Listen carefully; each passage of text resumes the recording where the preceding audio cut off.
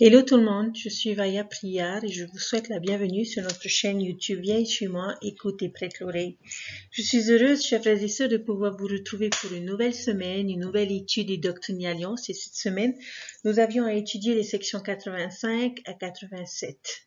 J'espère que vous avez pris le temps dimanche de lire ces sections, de vous en imprégner et de commencer à chercher et à étudier les différentes doctrines que l'on trouve au sein de cette section. Personnellement, lorsque j'ai lu ces sections, il y a tellement de choses, tellement de principes, tellement de points que nous pourrions discuter et apprendre de ces sections. Alors, si vous me le permettez, dans cette première vidéo, je vais m'attarder sur deux principes que l'on trouve dans la section 85. Et pour la prochaine vidéo, nous étudierons les sections 86 et 87 qui regorgent également de nombreux enseignements. Alors, dans notre section 85, je vais commencer par le tout premier verset de cette section. Le verset 1 qui dit « Le greffier du Seigneur qu'il a désigné a le devoir de rédiger une histoire et de tenir un registre général de l'Église de toutes les choses qui se passent en Sion et de tous ceux qui consacrent des biens et reçoivent également des héritages de l'évêque, ainsi que de leur manière de vivre, de leur foi et de leurs œuvres. » Je n'ai pas la prétention de dire à nos greffiers ce qu'ils doivent faire et quelles sont leurs responsabilités, notamment par rapport à ce que l'on découvre dans ce verset, mais j'aimerais attirer notre attention sur cet enseignement, sur cette révélation que reçoit le prophète et sur les attentes du Seigneur, ici notamment par rapport aux greffiers de l'Église. Le Seigneur demande à ce que un registre de l'Église soit tenu et que dans ce registre, l'on puisse noter les différentes expériences vécues par les saints et également tout le travail qui se rapporte à un travail de greffier aujourd'hui. Mais la chose, l'enseignement sur lequel je voudrais m'attarder aujourd'hui est l'importance de pouvoir tenir des registres, de pouvoir tenir un journal personnel, parce que c'est de cette façon que cet enseignement peut s'appliquer à nous. Ce n'est pas juste le fait de retracer l'histoire de l'Église qui importe au Seigneur, mais c'est également notre histoire, nos expériences qui peuvent permettre à d'autres personnes d'être édifiées. Chers frères et sœurs, je pense que si tous les prophètes du livre de Mormon n'avaient pas tenu des annales comme ça a été le cas, nous n'aurions pas la bénédiction aujourd'hui d'avoir le livre de Mormon.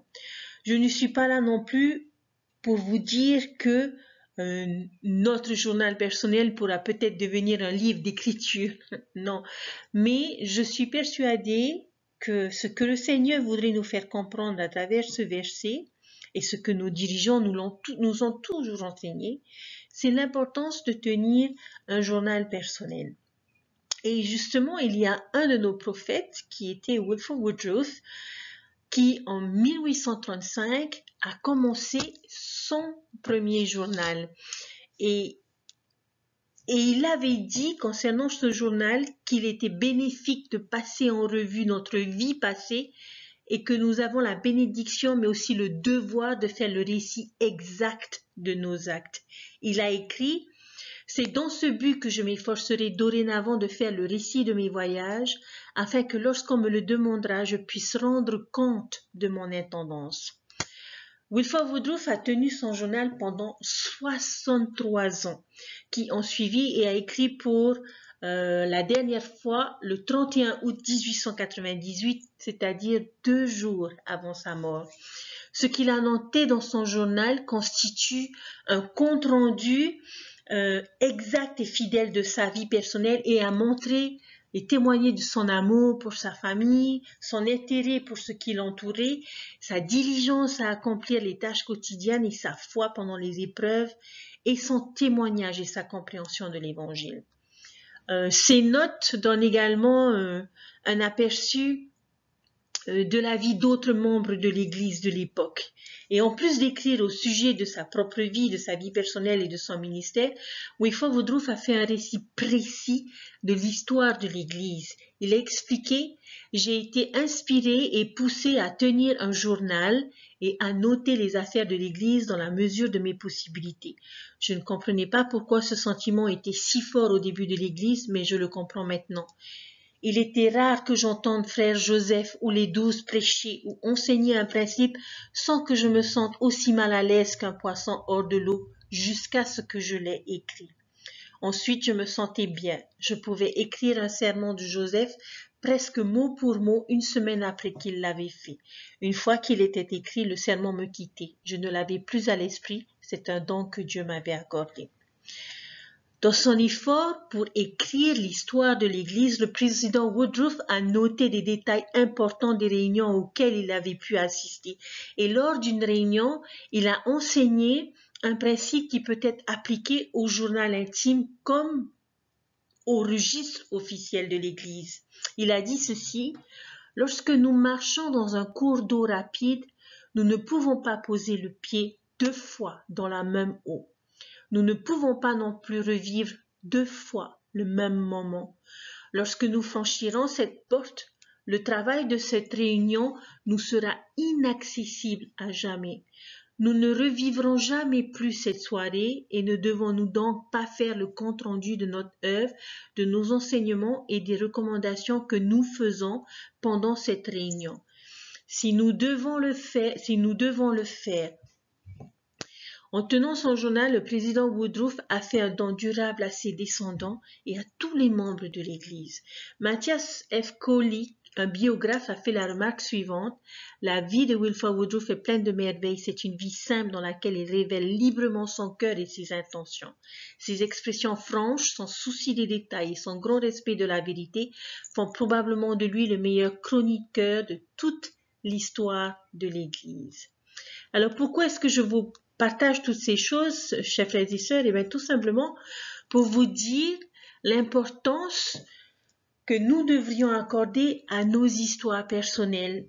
Et comme président Woodruff a dit, ce sont des choses que l'on ne peut pas vivre 2 fois et qui sur le coup, nous allons vivre des expériences qui vont nous marquer, mais qui pourraient être aussi un enseignement pour les générations futures, pour nos enfants ou pour toute personne qui tomberont sur notre journal personnel. Et même pour nous, pouvoir ouvrir notre journal et le relire de temps à autre et se remémorer des expériences que l'on aurait pu oublier peut être une grande bénédiction pour nous et pour d'autres. Le Seigneur, un jour, on voudra lire des archives et connaître l'histoire de l'Église et de ce royaume. Il est vrai que Joseph Smith a fait le récit de sa propre vie et des enseignements qui le concernaient dans une certaine mesure. Il est mort à présent, mais le récit de sa vie et son témoignage sont maintenant publiés au monde. Il est important, chers frères et sœurs, que nous puissions comprendre que ces registres que le Seigneur demande, que ce journal personnel que l'on nous encourage à tenir, peuvent être une bénédiction pour nous, pour nos enfants et pour les générations futures. Je me souviens d'un enseignement lorsque j'étais jeune fille où l'on nous avait parlé de l'importance de tenir un journal personnel. Jusqu'à aujourd'hui, chers frères et sœurs, j'ai toujours un journal personnel et lorsque je me mets à relire mes anciens journaux personnels, il est clair que la façon de raconter son histoire est bien différente et aujourd'hui, au fur et à mesure de ces lectures, je me rends compte de la maturité spirituelle que l'on acquiert et des expériences que l'on a également. Je pense que c'est grâce à à des journaux personnels que nous parvenons à connaître l'époque de Joseph Smith et du rétablissement de l'Église. Les récits quotidiens de l'histoire de l'Église de Joseph Smith s'appuient sur les journaux qu'il a tenus à partir de novembre 1832. Son histoire est complétée par les journaux, par les archives de beaucoup d'autres personnes dont les expériences personnelles s'y ajoutent pour fournir un récit riche des débuts de l'Église pendant la vie de Joseph Smith. Dans le livre de Mormon, chers frères et sœurs, le prophète Alma a écrit qu'il relevait de la sagesse de Dieu que son peuple tienne des annales, car voici elles ont accru la mémoire de ce peuple, dans Alma chapitre 37. Et le roi Benjamin a accru la mémoire de ses 3 fils en les instruisant à partir des annales de leurs ancêtres. En conséquence, ils sont devenus des hommes d'intelligence sans quoi ils auraient dû souffrir dans l'ignorance. En 1975, et ça c'est une citation que je n'oublierai jamais de notre prophète Spencer W. Kimball, dans un article de l'Étoile à l'époque, qui disait ceci: nous demandons à notre jeunesse de commencer dès aujourd'hui à écrire et à tenir des annales de toutes choses importantes dans leur vie, ainsi que dans celles de leurs ancêtres, au cas où leurs parents omettent de noter tous les événements marquants de leur propre vie. Votre journal intime doit mentionner la façon dont vous faites face aux difficultés de la vie qui vous assaillent. Ne croyez pas que la vie change à tel point que vos expériences n'intéresseront pas votre postérité. Aucune vie n'est banale et je doute que vous lisiez un jour une biographie dont vous n'apprendrez rien sur la façon de surmonter les difficultés et les épreuves pour rencontrer le succès dans la vie. Elles permettent de mesurer les progrès de l'humanité. Dans le même article, il a déclaré « Votre histoire doit être écrite maintenant. Tant qu'elle est fraîche et que les vrais détails sont encore clairs, cette seule résolution pourrait constituer l'un des changements les plus importants de votre vie. Que pourriez-vous faire de mieux pour vos enfants et pour les enfants de vos enfants que de noter l'histoire de votre vie, vos triomphes sur l'adversité, votre guérison après une chute, vos progrès lorsque tout paraissait noir, votre joie après avoir enfin réussi. Vous mentionnerez certainement des dates et des lieux banals, mais il y aura aussi des passages magnifiques qui seront cités par vos descendants. Prenez un cahier, un journal qui résistera au temps, et les anges le citeront peut-être à toute éternité. Commencez aujourd'hui et inscrivez-y vos allées et venues, vos pensées les plus profondes, vos réussites et vos échecs, vos fréquentations et vos victoires, vos impressions et vos témoignages. Souvenez-vous que le Sauveur a réprimandé ceux qui ont omis de noter des événements importants. Chers frères et sœurs, tenir un journal personnel ne signifie pas nécessairement qu'il nous faille tout noter. En cette époque de technologie moderne, il est facile de tenir un journal électronique, d'y enregistrer et même d'y conserver des choses, des images, des souvenirs. Sur familysearch.org,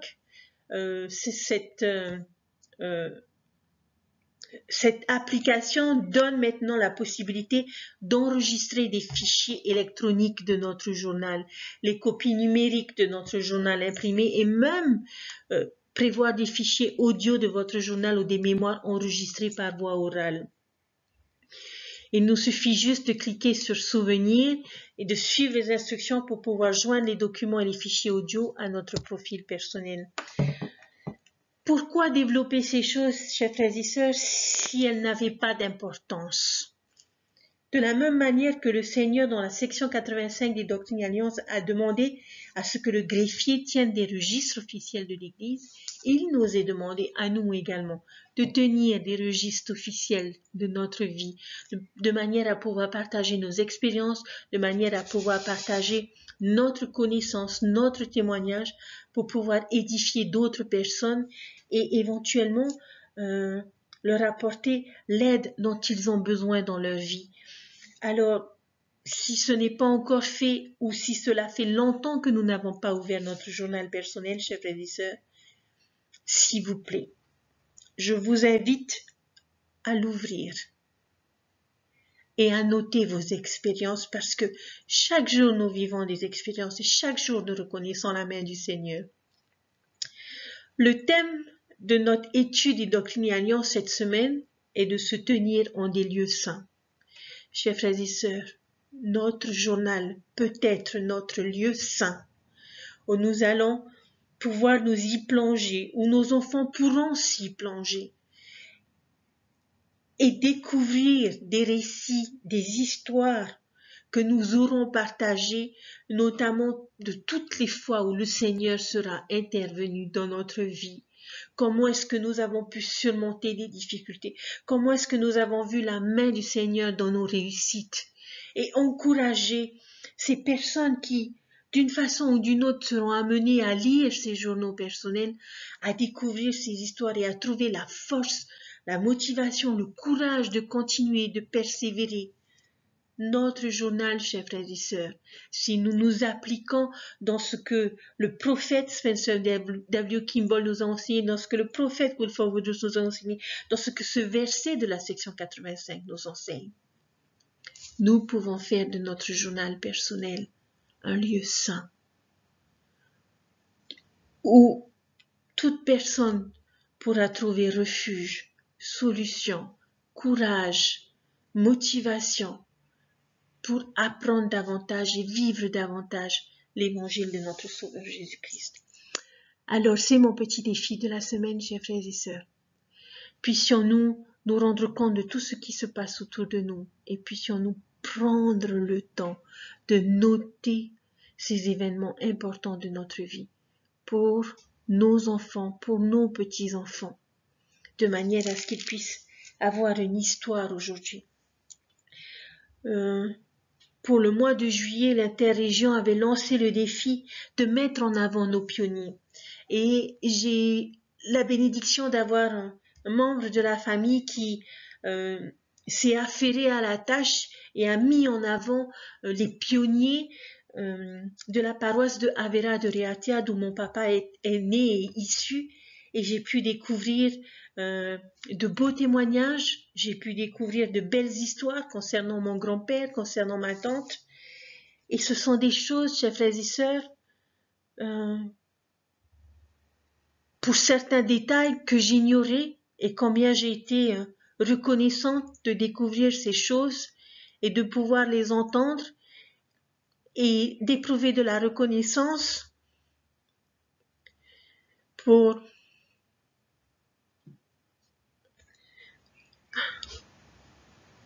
ces pionniers qui ont été fidèles dans leur foi et qui ont fait qu'aujourd'hui nous puissions avoir cet évangile dans notre vie. Notre histoire, chers frères et sœurs, peut fortifier les générations futures.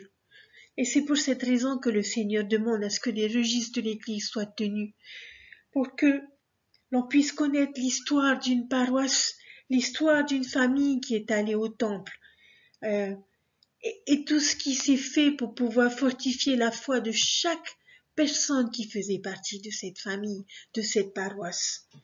Faisons la même chose pour nous personnellement, de manière à ce que nos registres puissent être enregistrés et puissent être lus dans les cieux, de manière à ce qu'elles puissent nous fortifier lorsque nous y retournons et que nos enfants et les générations futures puissent apprendre de nous. Parce que c'est ce que les prophètes de nos écritures ont fait. Ils ont tenu des registres de leurs voyages, de leurs batailles, de leurs expériences. Mais à chaque fois, ils ont témoigné de Dieu et de son intervention divine dans leur vie. Alors je nous encourage à faire la même chose. Dans cette section 85 des Doctrines et Alliances, l'on voit au verset 6 une belle définition de ce qu'est le Saint-Esprit. Oui, ainsi dit la petite voix douce qui chuchote et pénètre tout et qui fait souvent trembler mes os tandis qu'elle se manifeste. Quelle belle définition nous avons dans ce verset, dans le verset 6 de la section 85, de la manière d'agir du Saint-Esprit dans notre vie. Et j'espère, chers frères et sœurs, que nous avons bénéficié des manifestations de l'Esprit de cette même manière où nous avons entendu un chuchotement, une voix qui nous pénètre et qui a fait trembler nos os, tandis qu'elle se manifeste. C'est une belle définition que l'on trouve dans cette section 85 des Doctrines et Alliances et sur l'importance d'avoir le Saint-Esprit dans notre vie, ce compagnon constant que nous avons reçu lorsque nous avons contracté l'alliance du baptême et ce qui est le cadeau que le Seigneur nous a donné lors de notre baptême.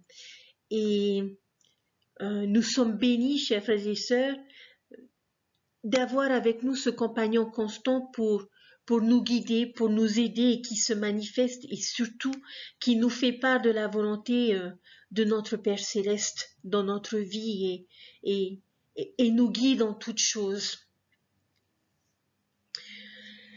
J'aimerais maintenant attirer votre attention sur le verset 8 parce que c'est un verset qui m'a un peu intriguée. Je vous lis le verset qui dit ceci: tandis que l'homme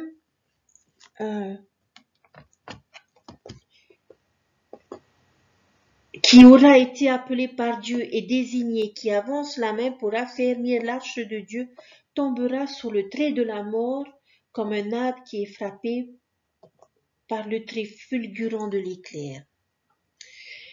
Ce verset, chers frères et sœurs, m'a intriguée parce que pour moi, affermir l'arche de Dieu était quelque chose de positif.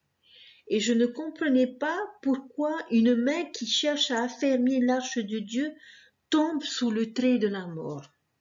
Je suis allée donc voir la référence croisée qui est donnée, notamment par rapport à l'arche de Dieu.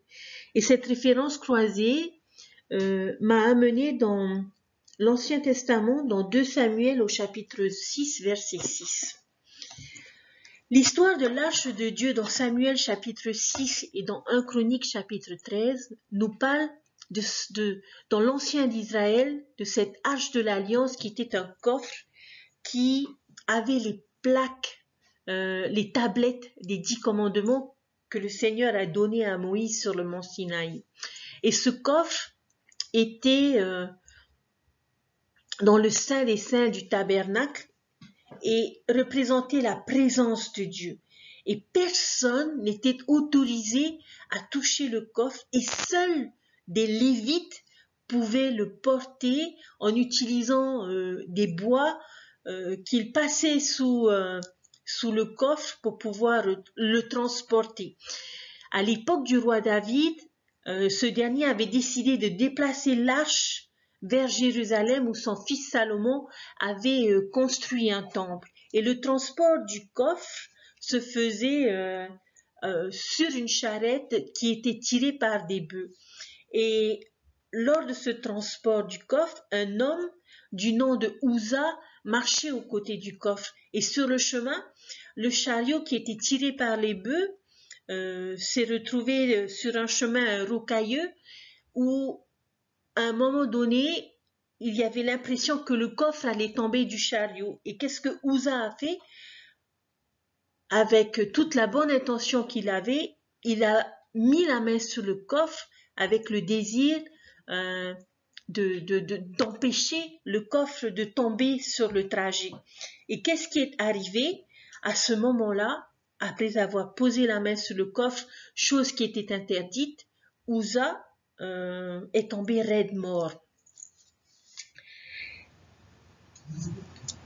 Qu'est-ce qu'on pourrait penser de cette situation? On pourrait se dire que c'est pas juste, que tout ce qu'il voulait faire, c'était empêcher le coffre de tomber. Mais Uza n'avait pas respecté la consigne, le commandement qui avait été donné de ne pas toucher le coffre. Qu'est-ce que nous pouvons apprendre à travers cette expérience et notamment à travers cette histoire de l'arche de Dieu? Chers frères et sœurs, Dieu n'a pas besoin de l'homme pour gérer ses affaires. Il est en mesure de le faire lui-même. Les instructions et les conseils viennent d'en haut et pas d'en bas. Président David Omake a dit ceci: Uza n'avait pas foi dans le pouvoir de Dieu en assumant que l'arche était en danger et en négligeant les consignes de Dieu. Dans la révélation moderne, Dieu nous enseigne le principe qu'il n'a pas besoin de l'aide des hommes pour défendre son royaume. Aujourd'hui encore, certains d'entre nous estiment que l'arche du Seigneur est bancale et cherchent à l'affermir de toutes les façons, et notamment à leur façon. Les bonnes intentions ne justifient pas n'importe quelle influence ou interférence dans le plan de Dieu. Après avoir lu cette citation et après avoir relu cette histoire et ce verset 8, je me suis posé la question, chers frères et sœurs, de quelle manière cherchons-nous à affermir l'arche de Dieu, comme ce fut le cas de Uza qui a manqué de foi en estimant que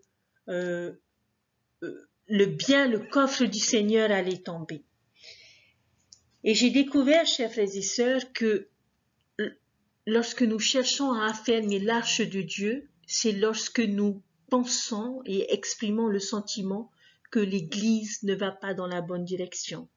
Ou bien lorsque nous montrons notre incompréhension face à la manière dont l'Église gère certains problèmes, certaines situations telles que l'avortement, le LGBT, ou nous cherchons à affermir l'arche de Dieu lorsque nous critiquons l'Église dans sa manière de gérer les finances, ou lorsque nous nous plaignons des décisions de notre évêque ou d'une présidente de la société de secours, ou d'un président des anciens, ou d'un président de mission. Nous pouvons avoir toutes les bonnes intentions, chers frères et sœurs. Il est normal de donner un avis, de donner des conseils. C'est pour cela que nous avons des conseils de paroisse, nous avons des conseils missionnaires, nous avons des conseils de pieux. Et il est normal de donner un avis, de donner des conseils, de faire part de notre désaccord et de tenter de prouver, d'essayer de trouver la meilleure solution, de mettre en place les meilleurs plans, les meilleurs projets pour pouvoir édifier le royaume de Dieu. Mais lorsque nous nous efforçons de prouver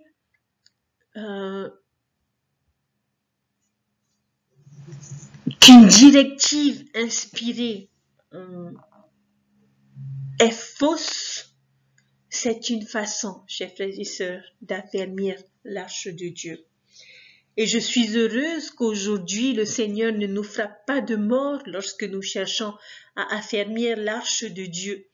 Mais bien souvent, lorsque c'est le cas, chers frères et sœurs, nous nous séparons spirituellement, nous perdons notre foi et bien souvent, ces personnes finissent par quitter l'Église.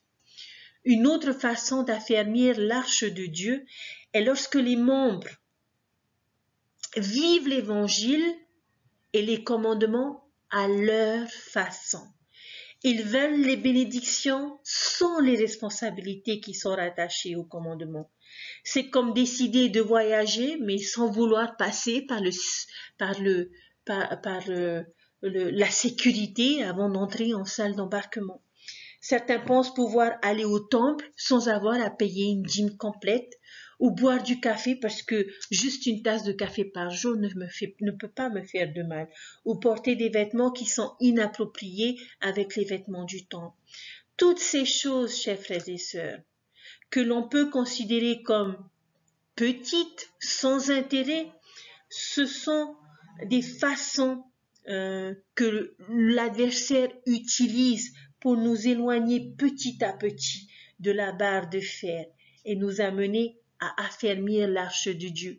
C'est une façon de dire au Seigneur, je sais quelle est ta façon de faire les choses, mais voilà, moi je vais le faire à ma façon, selon ce que j'ai envie, selon ce que j'estime être bon pour moi. Chers frères et sœurs, s'il vous plaît, ne cherchons pas à conseiller le Seigneur. Puissions-nous éviter d'affermir l'arche de Dieu en faisant attention à ne pas chercher les erreurs chez les autres ou en critiquant la façon dont les serviteurs du Seigneur édifie son royaume. Chers frères et sœurs,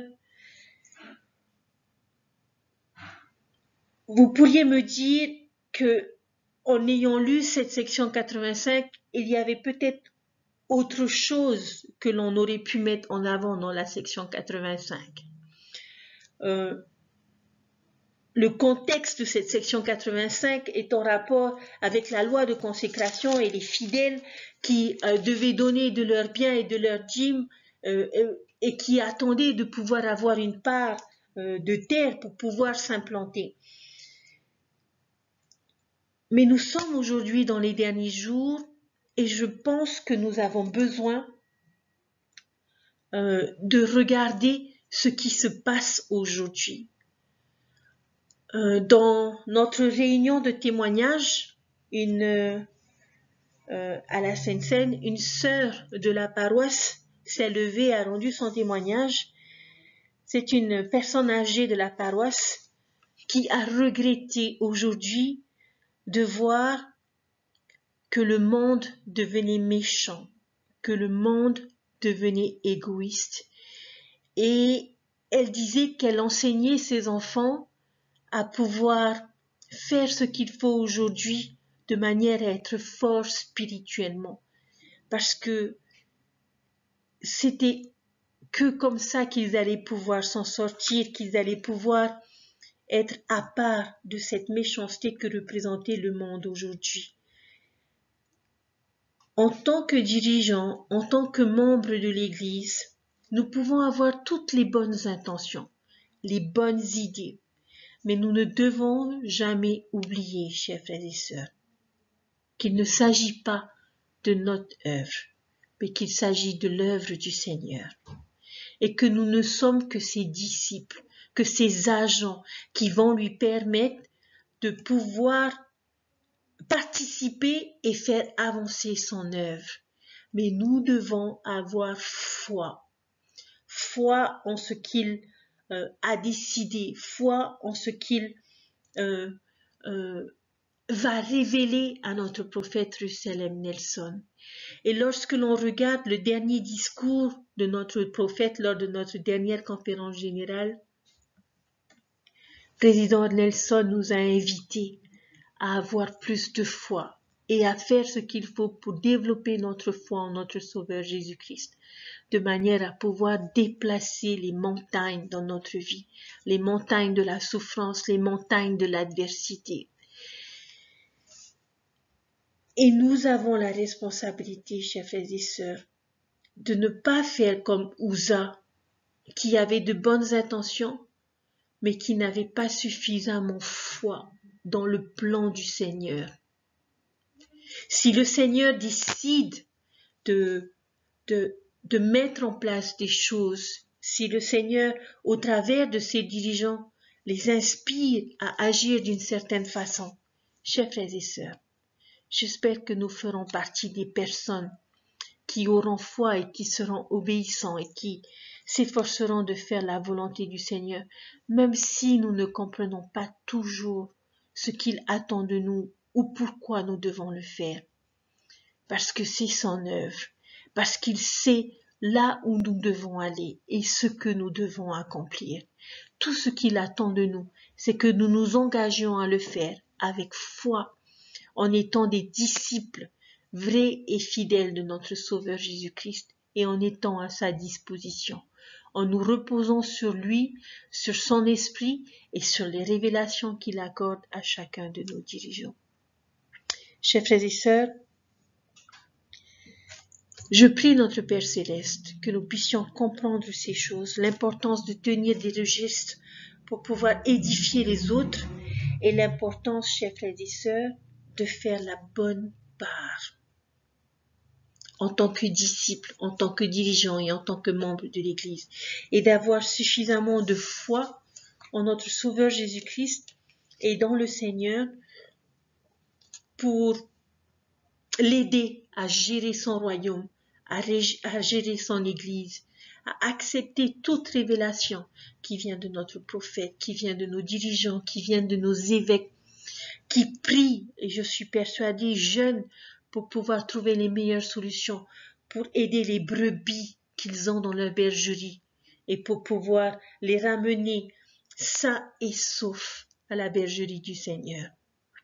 Alors soyons de ceux qui acceptent la volonté de Dieu et ne cherchons pas à le conseiller, ne cherchons pas à lui dire que nous pensons avoir une meilleure façon de faire. Puissions-nous travailler avec l'Esprit de manière à être guidés, de manière à connaître la volonté de Dieu à notre égard et à l'égard de chacun de ses enfants. Je vous souhaite, chers frères et sœurs, que vous puissiez être fortifiés tout au long de cette semaine et avoir votre témoignage renforcé, que Dieu vit et qu'il nous aime. C'est son Église, c'est son œuvre, et nous sommes bénis d'avoir ces choses précieuses dans notre vie. Recherchons sa volonté à notre égard personnellement et faisons ce qu'il faut avec foi, même si nous ne comprenons pas toujours, de manière à ce que nous puissions mériter notre place dans son royaume. L'Évangile est vrai, son Église est vraie. Notre prophète vivant est un vrai prophète de Dieu. Et je vous témoigne de toutes ces choses au nom de Jésus-Christ. Amen. Je vous invite, chers frères et sœurs, à lire ces sections, ces 3 petites sections, mais qui regorgent de principes tellement élevés, tellement importants.